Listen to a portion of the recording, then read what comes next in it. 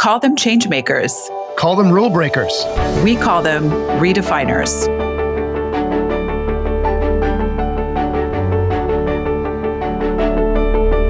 Hi, everyone, and welcome to our end-of-year reflections episode of Redefiners Season 4. I'm Hoda, a leadership advisor here at Russell Reynolds Associates. This is one of my favorite episodes of the year. We get to look back through all of the amazing conversations we've had with leaders this past season and highlight the many nuggets of wisdom and insights that our guests have shared. Joining me for this very special episode is my very festive and fantastic co-host, Simon Kingston. Hello, wise and wonderful Hoda. I'm really looking forward to this one because, unlike you, I have never done this before. So the chance to review the year and the amazing generosity with their time of such a fantastic array of guests is something I'm looking forward to. You are in for a treat, Simon. Our other fabulous co-hosts and colleagues, Clark Murphy and Emma Coombe from the Leadership Lounge, are unfortunately not able to join us today, so we'll be carrying on without them and carrying the torch for this episode. Simon, I have faith in us. How about you? I think we'll do it. Just a quick reminder to our listeners that you can find all of the episodes for Redefiners and Leadership Lounge on YouTube. If you're currently watching Redefiners on YouTube, please go ahead and hit that subscribe button below, as you don't want to miss an episode. And for our audio listeners, don't forget to rate Redefiners wherever you get your podcasts. We would love your feedback. Okay, before we get started, I'd like to take a few minutes to reflect on all of our years. I also find it very helpful to acknowledge what we've accomplished, both professionally and personally, and what we're most proud of.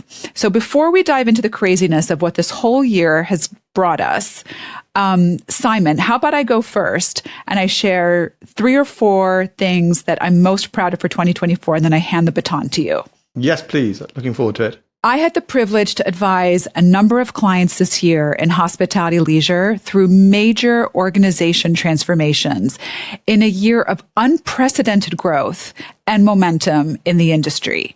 I also had the chance to work with a large number of clients, taking them into new international markets, which was very exciting.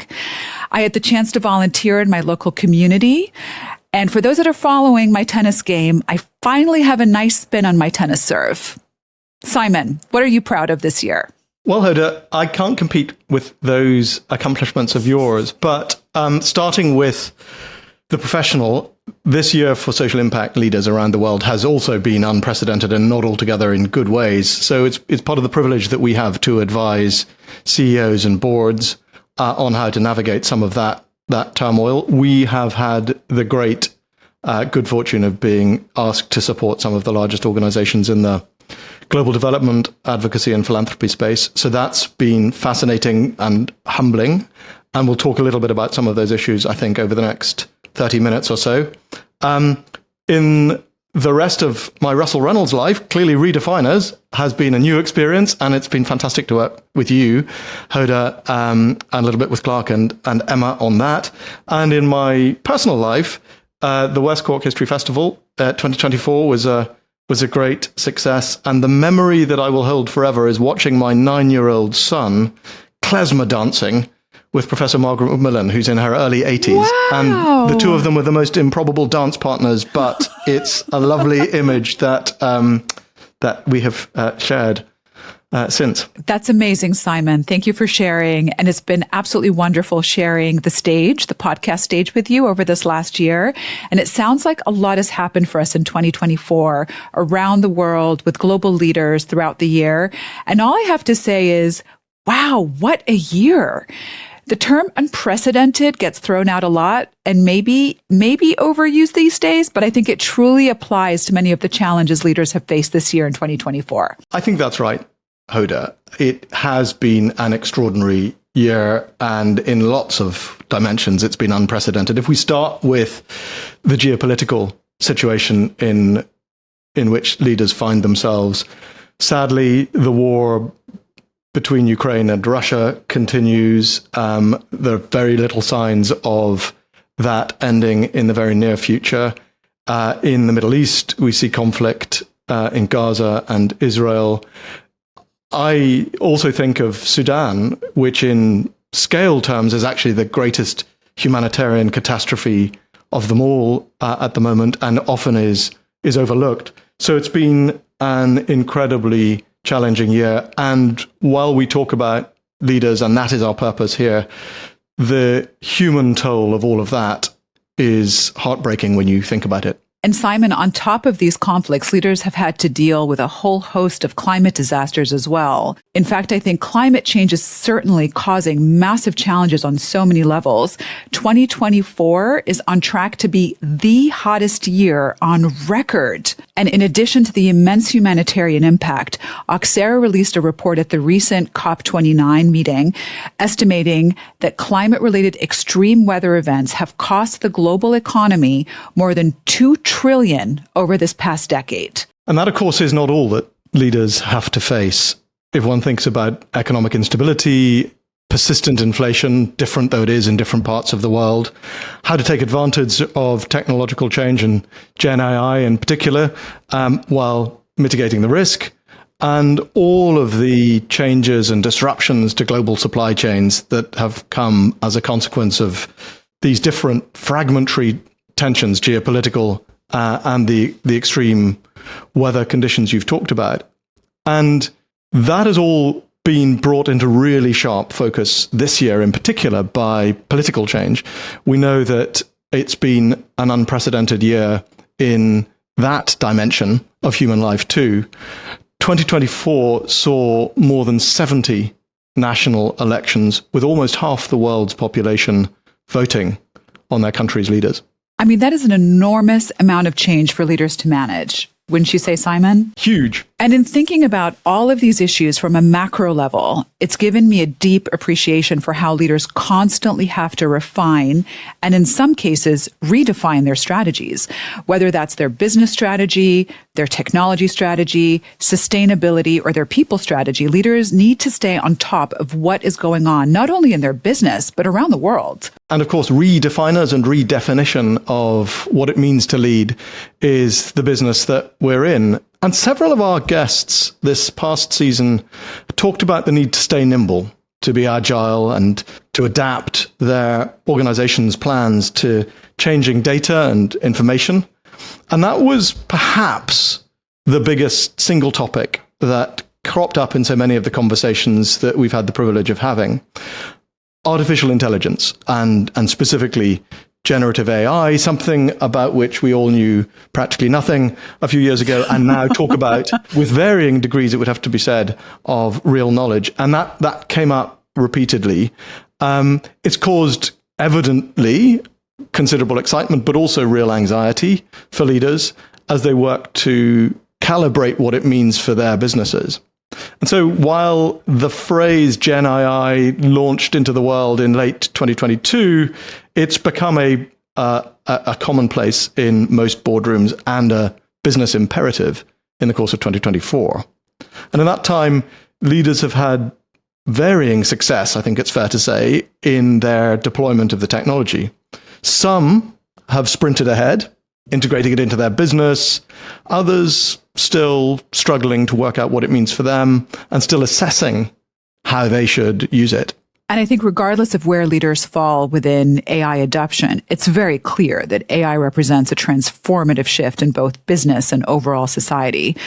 And one of the guests we had the privilege to speak with this season is truly at the forefront of AI and transformation, Google President and Chief Investment Officer Ruth Porat, who talked about the immense opportunities AI could provide across a multitude of industries, especially across the healthcare space and advancing the medical field overall. There are really four primary opportunities with AI. First, very exciting, is advancing the frontiers for science.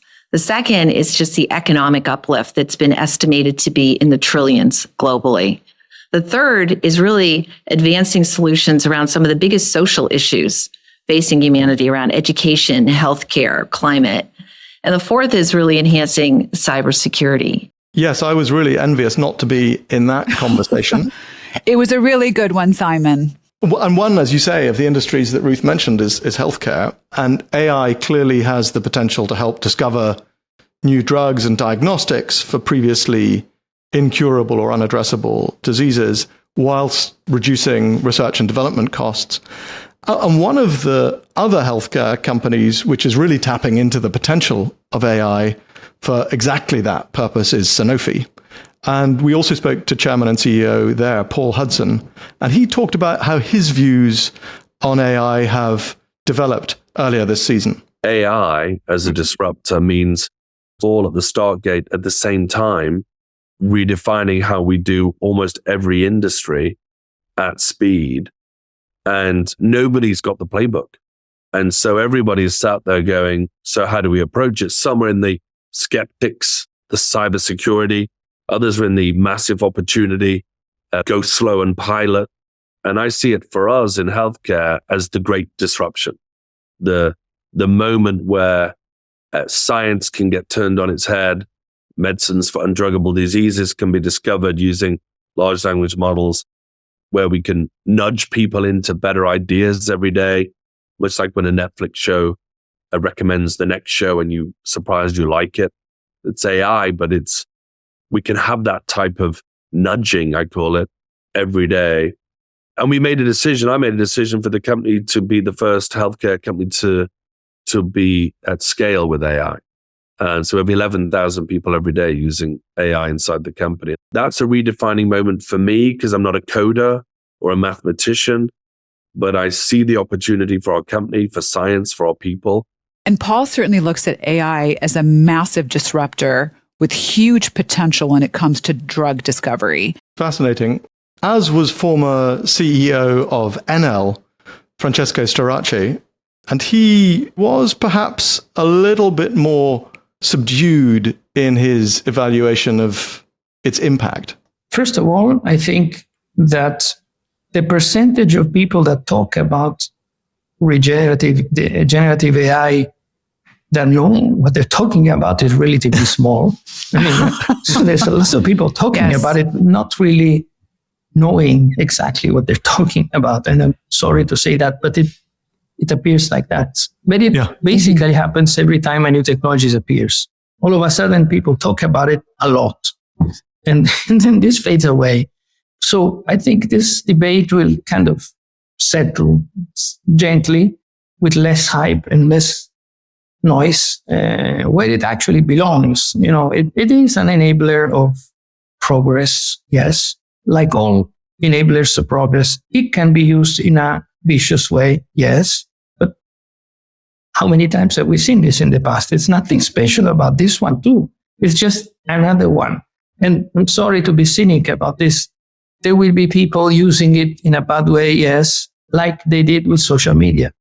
And technology is just technology. There's nothing wrong with it or bad with it or good with it. It's just the way we use it that makes it change. You know, Simon, Francesco makes a good point that technology is just technology. It's all in how you use it to innovate and create new products and ways of working to really unleash the potential, which reminds me of another guest we had the chance to talk to this year who knows a thing or two about innovation. Volvo president and CEO Jim Rowan, who's the former CEO at Dyson and former chief operating officer at BlackBerry. So he's learned firsthand how close collaboration between engineering and design are how great products are born. He also knows that innovation isn't always a very seamless process.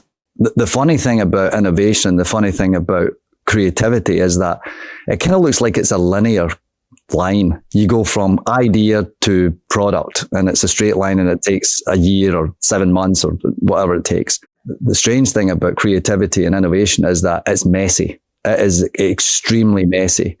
And inside the start and finish, there's a lot of conversations, there's a lot of angst, there's a lot of failure, there's a lot of discussion, there's a lot of debate. Sometimes that debate is rather robust. In a funny way, the more messy that is, the better the outcome of the product at the end of the day. That was a fantastic conversation with Jim.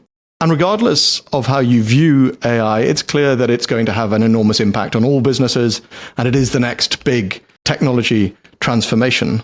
While it may be challenging for companies to integrate AI into their current operations, leaders can lean on some of the hard-earned lessons of the last decade in digital transformation. And we've, of course, had the privilege of listening to some of those. Yes, and one of those key lessons, I think, is that often the technology is not the hardest part to figure out. The bigger challenge where leadership becomes critical is the people part of the equation. Leaders often need to change long-standing behaviors and processes to get people to use and partner with AI so that the organization can really realize the benefit and unlock that value creation of the technology investment. And we talked about how leaders need to keep in mind the people aspects of AI in the Leadership Lounge this season with Dana Landis, a leadership advisor in our San Francisco office. You also have to think about the people's system because you're leading an organization through a change curve and you've got to bring people along with you. And it's important to understand there's a lot of change fatigue in the system. There's a lot of anxiety and fear. This is a really disruptive technology and people are uncertain about where this is headed. And so leaders who are able to address that and offer a real vision and some clarity about where this is all headed helps to unleash some of that interest, curiosity, energy from the rest of the organization. And if you tie that vision to something that people can understand and get behind and rally around and align around, it's much more powerful. I really liked Dana's term change fatigue. It's a good reminder of the vast amount of change and disruption that both leaders and the teams they lead have had to deal with over this year. And in a world where clearly that uncertainty and continuous change are going to remain the norm, it's vital for leaders to provide clear guidance and to model consistency in their behavior with their teams. You and Clark had a chance to talk about this to LA Rams COO Kevin DeMoff, who had a pretty clear way of describing how he thinks about this aspect of his leadership. But I always think one of the things, this is true both in sports and I think across the board, as a leader, your most important quality is your consistency. When people come to you, they have to know how you make decisions, how you're going to handle it emotionally, and how you're going to approach the problem solving that comes to your desk with a consistent manner, because that allows them to know how they bring you problems, how you're going to try to solve them, how you frame them, and how they should go attack the problems. I think if you're a leader and you're wildly emotional, wildly inconsistent in how you approach problems, it leads to a building that is emotional and inconsistent. That's the worst thing you can have. Passion should drive you, but consistency is going to be what makes you better each day. That was such a great conversation with Kevin. And I really remember him talking about passion and consistency being a key driver for leaders. Today's leaders are challenged more than ever to stay consistent in a very fast-changing business landscape with new issues, expectations, and quarterly financial pressures to contend with. And we already mentioned AI, but there's certainly many other things that we mentioned earlier. Sustainability, political change, the list goes on. And embracing that complexity and uncertainty has become table stakes now for leaders as they determine the best ways to be future ready and to try to future-proof their business. And that reminds me of something Google President and Chief Investment Officer Ruth Porat said in your conversation. She's led through lots of change and adversity in two very different industries. Not only has she seen the challenge of that leadership in the tech industry, but before joining Google, she was CFO, as she reminded us, of Morgan Stanley during the financial meltdown of 2007, 2008. So she knows more than most of us about leading through real turmoil. Ruth shared 3 very hard-earned lessons that she keeps coming back to, both in good times and in bad. The first is that it is imperative for each of us as leaders to identify our greatest source of vulnerability early and fortify against it. For a bank, one of the most important things that one needs is to have liquidity to keep your operations moving. It's really liquidity. When you get choked with lack of liquidity, that's what leads to the demise. And in that moment, in that fall, there was nothing a bank could do to really get that liquidity needed, whereas 6 months prior, it would have been easy to do and not very expensive to do so. The second really important lesson is something that Secretary Paulson said to me during the crisis, which is you need to have the will and the means And too often, by the time you have the will, in other words, the political will, you no longer have the means, the financial means.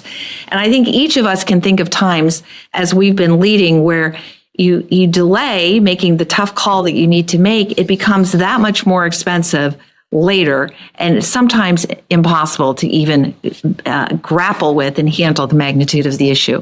And the third very important one is you need to develop a team, pull together a team that brings in the requisite experience. I keep saying I need two things. I want to have horizontal vision, connect the dots to all of the related issues.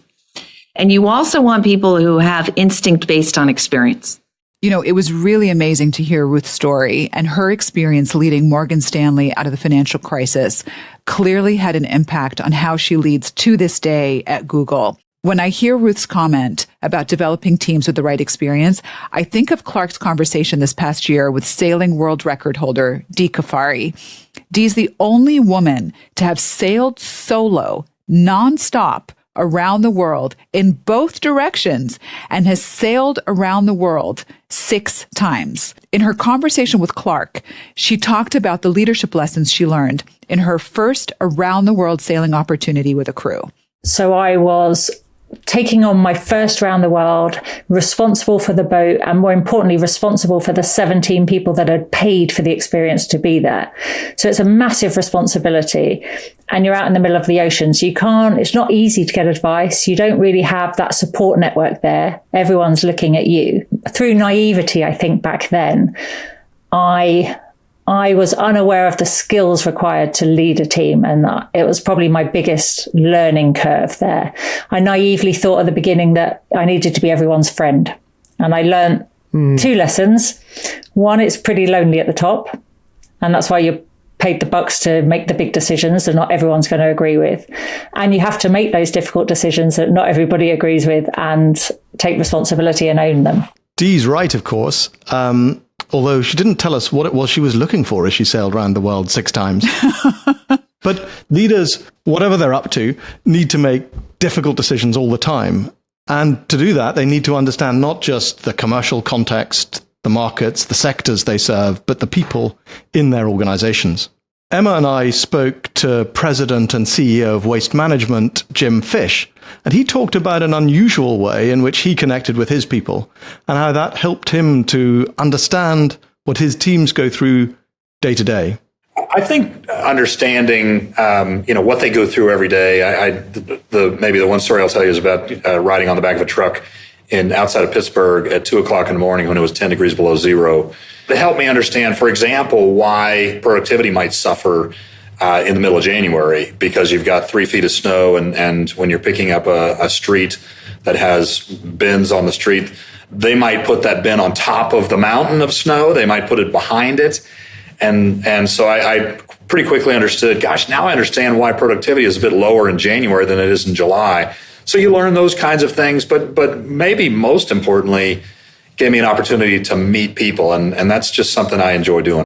If you remember, Hoda, another leader we spoke to this year whose organization is very obviously driven by empathy and compassion is the president and chief executive of the International Rescue Committee, David Miliband. And in addition to discussing the breadth and range of the crises that he and the IRC team are actively involved in, he also talked about the importance of strategy for a leader. Clarity of strategic direction is as vital, if not more vital, for non-profits as it is for profit organizations. The era of the headless heart is over, and David really demonstrated that when he talked about his use of strategy to prioritize how the IRC's inevitably limited resources are allocated when they face the challenges they do. Survival comes top, but I'm also very committed to the idea that if the humanitarian sector just chases its tail, if it neglects innovation, it's never going to succeed. So we try to work for the medium term, not just the short term. I think that's part of what it means to be strategic. I'm a great opponent of the idea that culture eats strategy for lunch. And I'm a great opponent of the idea that strategy is only something for corporate boardrooms, not for NGOs. I think good strategy is about what you're trying to do and how you're trying to do it. And my view is that we're stronger for being a strategy-led organization. You know, David and his team at the IRC operate on the front lines of active humanitarian crises. Dealing with and mitigating risk are part of their daily jobs. And risk is also something that global leaders across industries need to navigate. This past year brought a lot of risk and uncertainty due to an unprecedented number of national elections. We mentioned earlier, 2024 saw almost half of the world's population go to the polls to vote for their national leader. That's a lot of potential geopolitical change happening in just 1 year. And for any leaders who perhaps were not paying attention, this year likely encouraged them to change that strategy. Former President of the European Commission, José Manuel Barroso, talked about this when we asked how leaders are thinking about geopolitical risk. I mean, today, business leaders, they are giving a much higher level of importance to geopolitical risk. For instance, I was in Davos, as I've been for many years going there. And before we were speaking about many kinds of operational risk, market risk, reputational risk, all kinds of risk. But geopolitical risk was not top of mind. Now it is top of mind. Yes. Because, for instance, if you have a decoupling, like what happened between the United States and Europe on one side and Russia on the other side, after the Ukraine invasion by Russia, if something like that could happen with China, it will be, of course, radical change, because China is one of the biggest economies in the world. So, in fact, now the way people are assessing risk in terms of supply chains, also in terms of investment flows, is very different the way they were looking at it, let's say, 2 or 3 years before. Geopolitical risk then is certainly at the top of the agenda for a great many leaders today. But we can't talk about risk without also talking about trust. And that was another topic we covered this year. As we all know, trust is a critical component of leadership, and it's vital to the success of any organization. But as people wrestled with worries about economic instability, job reductions, and increased polarization socially in 2024, that need for trust was demonstrated on multiple levels. As organizations look to their leaders to navigate through uncertainty and change, how are leaders going about building that all-important asset?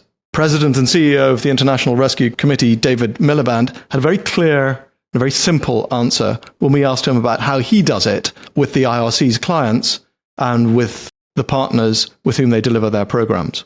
Well, I want to give a very simple answer to that, which is not intended to be glib. It's to do what we say. The biggest eroder of trust is whether what you say and what you do are not in line. And so when I say we want to treat our partners as experts who we are in alliance with, the tell is whether or not you do that. When I say that we want to ask our clients what they think and we want them to be able to report when things are wrong, if they don't, or if we don't react properly or we don't allow them to, then that's the trust eroder. In the end, the biggest eroder of trust is whether words and deeds are aligned or misaligned. And that's how we build trust. Say what you do and do what you say. That's advice many of us heard from our parents and teachers growing up, but it still holds true for CEOs. And this is especially true for CEOs who are new to the role, as building trust is critical in that first year. Transitioning into the CEO role can be a challenge, and there are various paths to the top. Some of the CEO transitions are expected and planned in advance, while others are unexpected due to sudden and unforeseen circumstances. Let's talk about the planned CEO succession first. Wells Fargo president and CEO Charlie Scharf came into the role at a very challenging time with the bank in 2019. The bank was dealing with a fallout from a scandal, customer trust was very low, and he had to quickly get a handle on it and deal with it fast. Here's how he approached that CEO transition. What I find when I talk to people internally is sometimes people get confused between really good management and leadership, right? Those two things are very different. And as you become more senior, you really can't be just a great manager without becoming a very strong leader. So to me, the first thing I did was made it very clear to people, first of all, I've got a huge amount of respect for what was built before me. You can't just point out the problems and talk about all the things that have to change. You have to win people's hearts and minds. And to make people fully understand that You know what they've done that's done so well. You have to know what they've built. And then you transition to, okay, but having said that, we're not where we need to be. By contrast is the challenge of the unexpected CEO transition. Marriott President and CEO Tony Capuano talked about his very sudden transition to the CEO role after their iconic leader, Arne Sorensen, passed away. Not only did Tony have very quickly to make the transition into the CEO role himself whilst in the midst of the pandemic, he was also wrestling with the natural emotions of mourning a beloved leader and friend, both for his team and for himself. He shared with us some of the advice he was given then. I told you I was announced as the next CEO on a Monday morning. That Sunday evening, Mr. Marriott called to tell me the board had appointed me as CEO. And as is always the case, he gave me incredibly powerful wisdom that evening.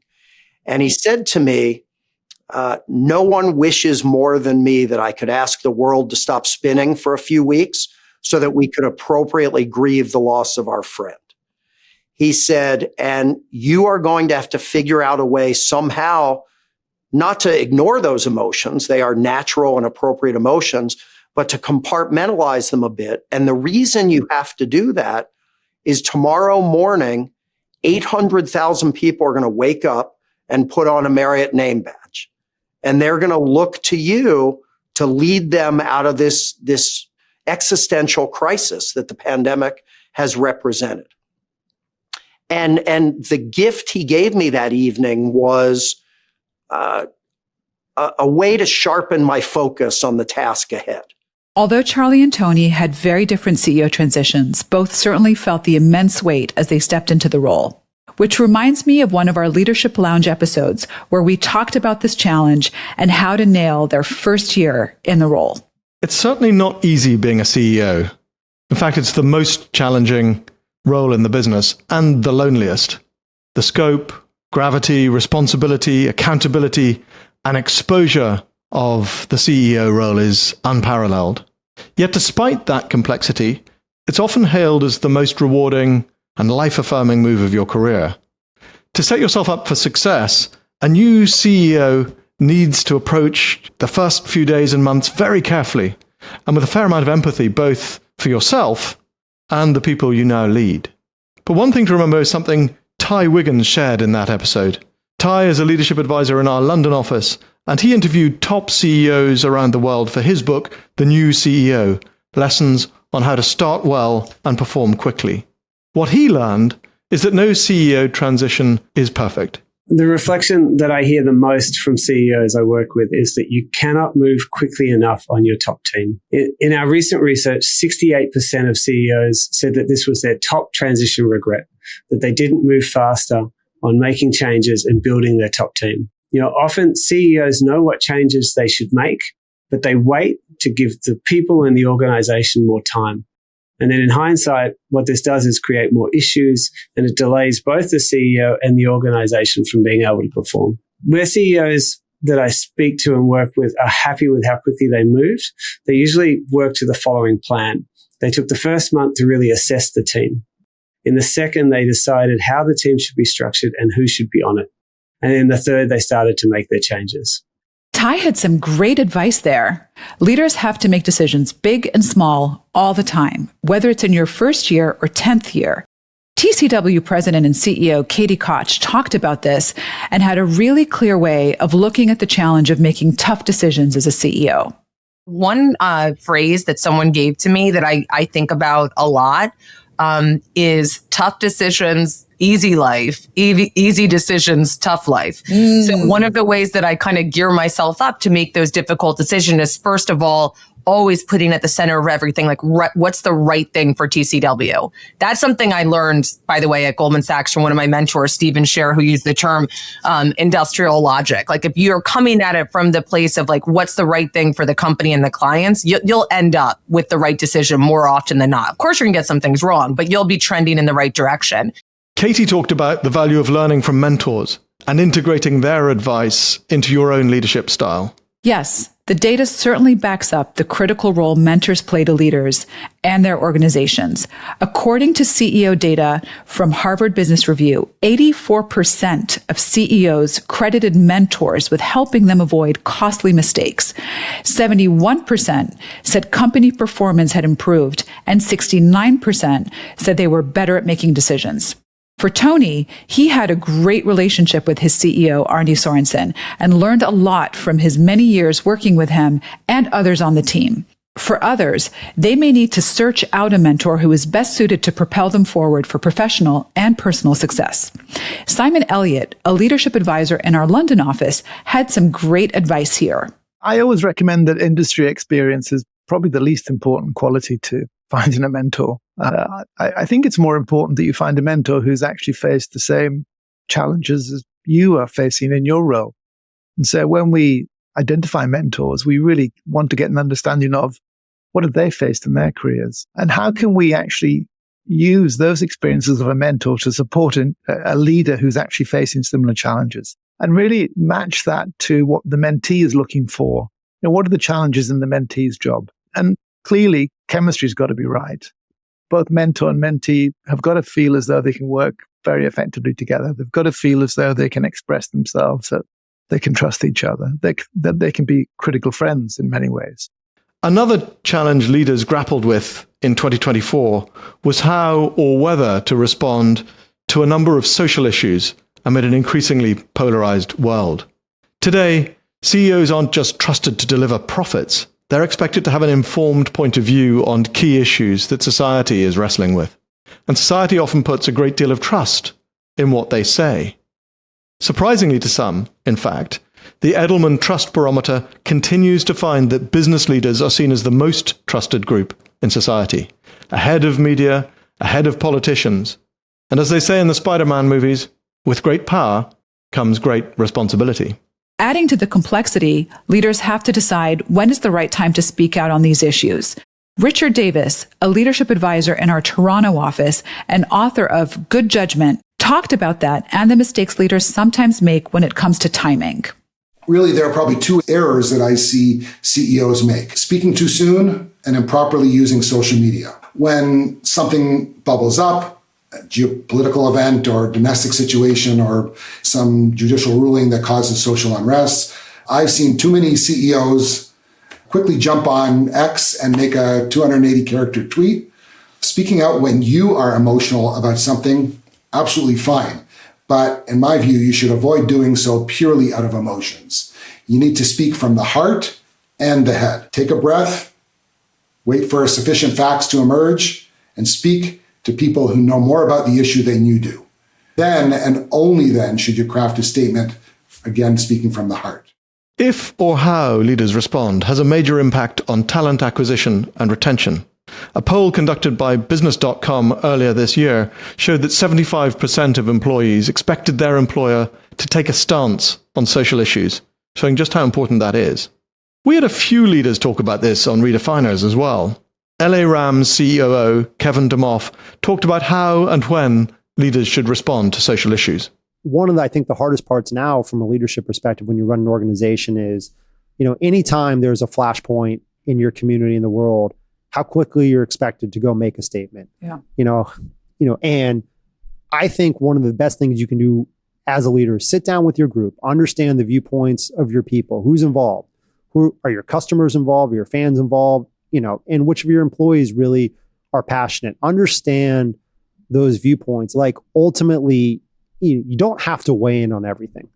And I think that's one of the hard parts now. And I think it's training your staff that we get involved in issues that matter to us, to our fans, to our people.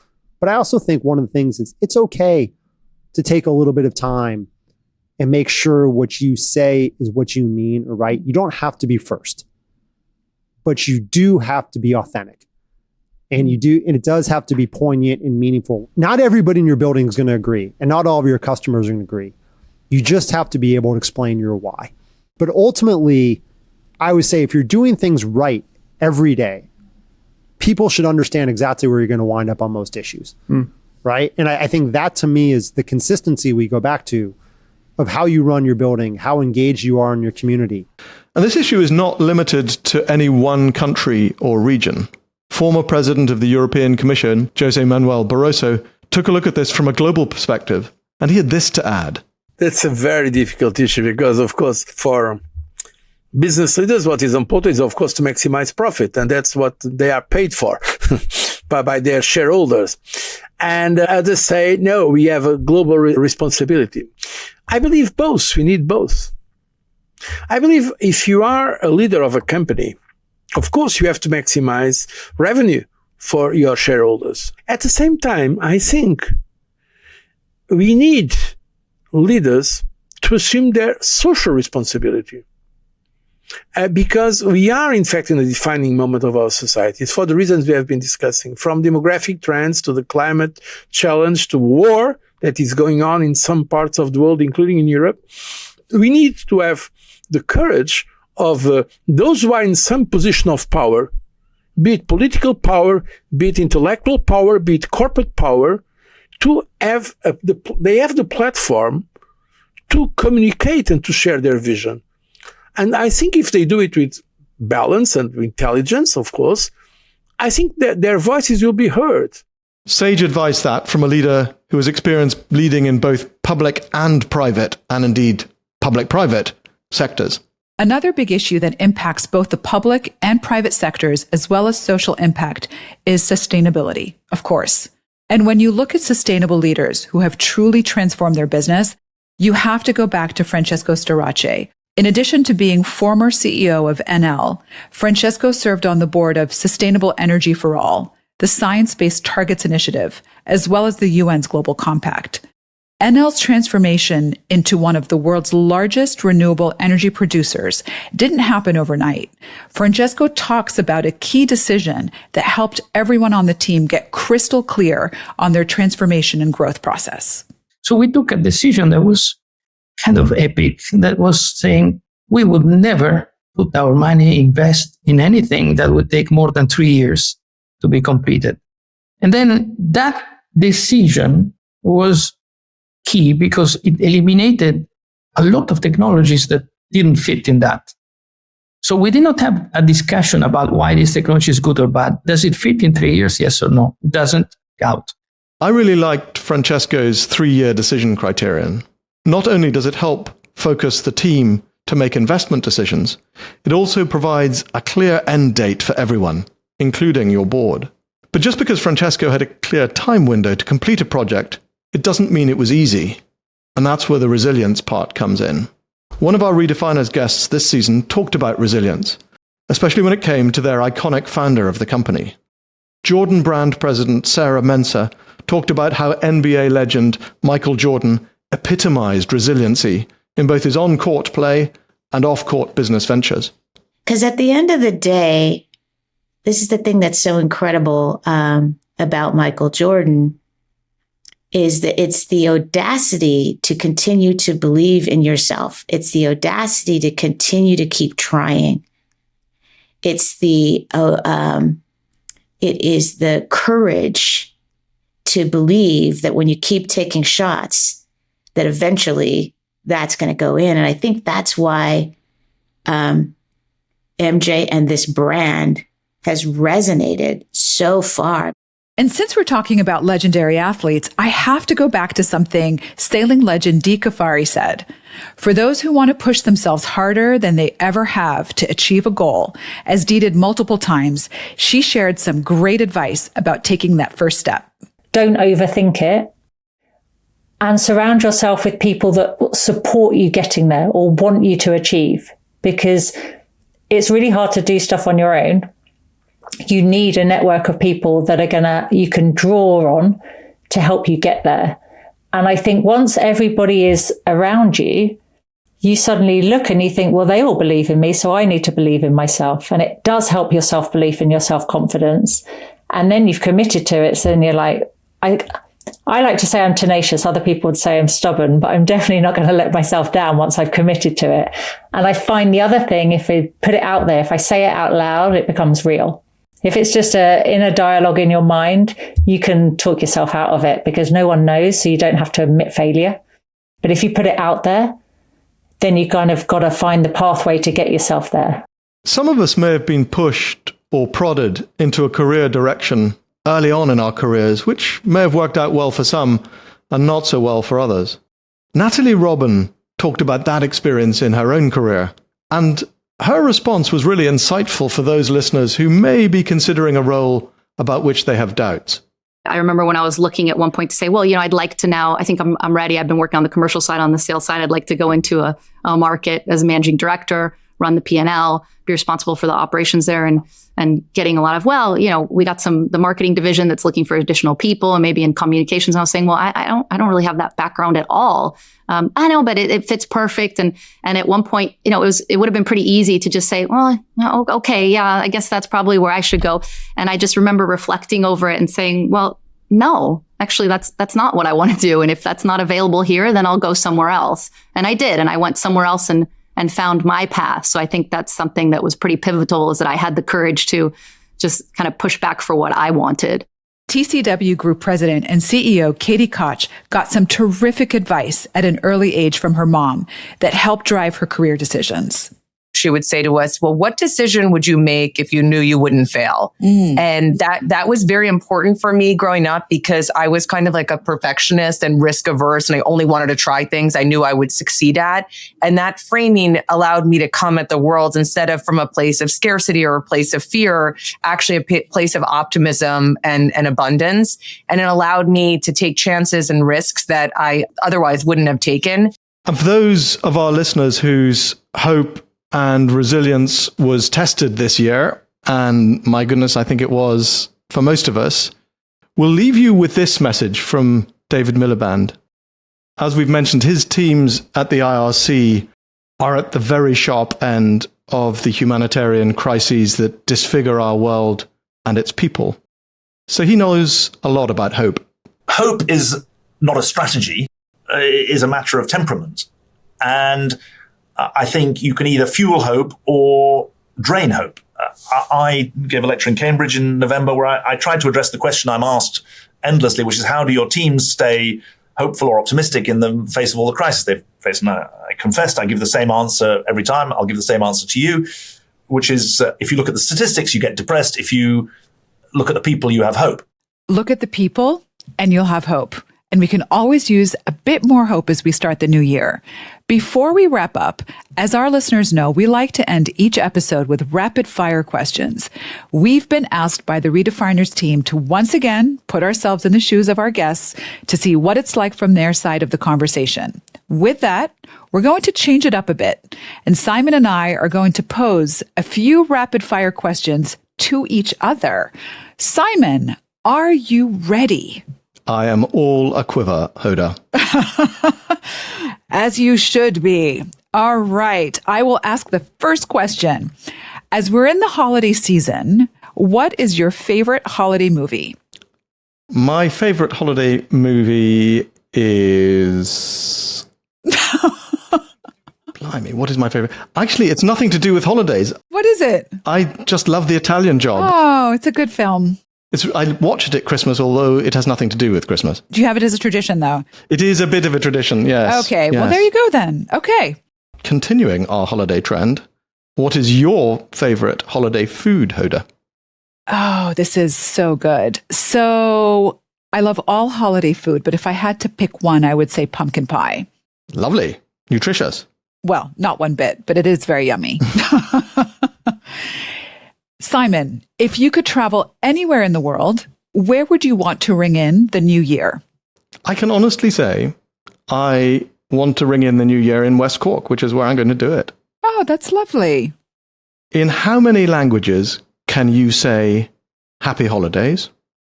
And we'd like to hear them, please, so don't overclaim. What? Yes. Confidently, I would say 3. Go for it. So I would say happy holidays in English, كل سنة وانتم طيبين in Arabic, and Feliz Navidad, which is really Merry Christmas in Spanish, but I think it sort of encompasses happy holidays. Well, to give you a fourth, Nalig Hana Gwich in Irish. Well, oh, I love that.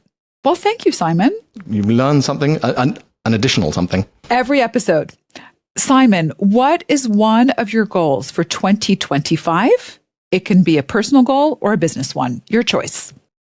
It's both. 2025 will be the opening of a new chapter for me as I've stepped down from co-leading the bit of the business I've led up to now. There's a real chance to do some new things with the leaders we advise. So I'm looking forward to that. I can't wait to hear all about it. Hoda, the same question for you. What is one of your goals for 2025? Well, you know, I'm really excited to continue a lot of the advisory work that we do for our clients because it gives us the chance to be very bespoke, very tailored in how we deliver very high quality advisory services that span beyond just traditional search, which is what I think we used to be known for. Long may it continue. Well, we survived the rapid fire questions once again. Well done, Simon. And I have to say, I still prefer being the one asking the questions instead of answering them. Me too. Me too. That wraps up season 4 of Redefiners. As we come to the end of the year, hopefully we all come away a bit wiser, a bit more hopeful, and a lot more grateful for friends and loved ones. And in the spirit of gratitude, thank you, Simon, for being such a wonderful partner and co-host on our Redefiners journey. Thank you, Hoda. I hope I've got the job. Thank you for being a very generous and gentle guide in my first attempt at this. You did wonderfully. We also wanted to thank our colleague Clark Murphy for his curiosity and resilience in co-hosting Redefiners for the past 4 years, as well as Emma Coombe for her hosting expertise with Leadership Lounge. They are wonderful colleagues to have and to learn from. And we should also give a huge shout out to the production team and crew here at Redefiners and at Leadership Lounge. You're amazing. Thank you. And thank you to all of the leaders who took the time to join us on Redefiners. We're incredibly grateful to have had the opportunity to speak with each of you and to have such amazing, thoughtful, and authentic leaders and change makers. We've learned from and have been inspired by each conversation we have had throughout this past year. And last, but certainly not least, a huge thank you on behalf of all of us at Redefiners and Leadership Lounge to our amazing listeners for joining us on this journey on which we embarked, exploring how global leaders are redefining what it means to be a leader in today's increasingly complex world. And we have more remarkable guests, inspiration, and leadership insights already in the works for Leadership Lounge in season 5 of Redefiners starting in January 2025. Be sure to follow or subscribe so you don't miss an episode. However you celebrate them, we wish you and your families a safe, happy, and healthy holiday time. See you all in January.